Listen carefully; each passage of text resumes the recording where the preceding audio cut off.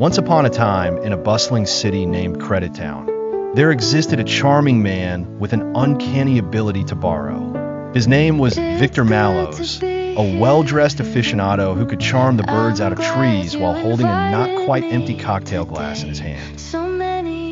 Victor had a business style that could be described best as dancing on the edge of solvency. With a fortune built upon elaborate parties and promises of future riches, he was the proud owner of Airwalrus, a boutique airline with a penchant for penguin-themed marketing. You see, Victor had a dream of making every passenger feel like they were gliding through the air on wings of whimsy. Airwalrus, with its luxury lounges and penguin suits for the crew, was meant to be the symbol of premium air travel. If you ever boarded an Airwalrus flight, you might have found penguins waddling around the cabin and animated videos playing on repeat, adding a touch of Arctic charm to your journey. But Victor's magical ride of financial optimism soon hit turbulence. His accountants, a quirky group that rivaled any Hogwarts class in mystery, calculated that while Victor excelled at throwing grand parties, the bills were beginning to out-air the planes. In simple terms, Victor's empire was floating on air, literally. Despite this, Victor proceeded with boundless optimism and unshakable charm, convincing banks that happy penguins were the future of aviation. He borrowed and borrowed, turning Airwalrus into not just an airline, but a testament to the philosophy that, as long as I still have checks to write, I haven't spent all the money in the world yet.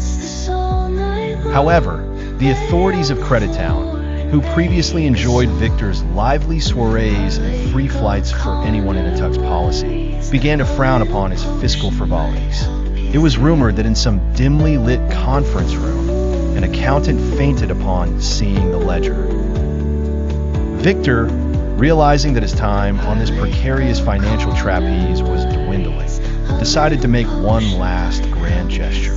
He organized the Gala of Flight, a lavish event where everyone could toast to the success of Airwalrus one final time. With musicians borne aloft by helium balloons and waiters who seemed to fly through the air dangling by silk threads, it was nothing short of spectacle. But as the event waned and the last flute of champagne was drained, reality descended from the heights Victor had kept it at bay. The creditors were no longer amused by his tales of flying penguins, and thus began the great bank chase of Credittown. Victor, now a bit less buoyant and missing his penguin cufflinks, decided to step away from the swanky life.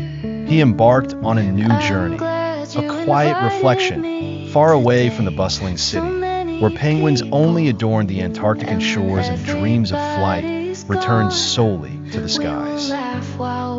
And so closed the chapter of Victor Mallows, the man who once attempted to make penguins fly and took us along for the improbable ride, leaving the people of Credittown with stories worth their weight in sparkling tales and champagne dreams.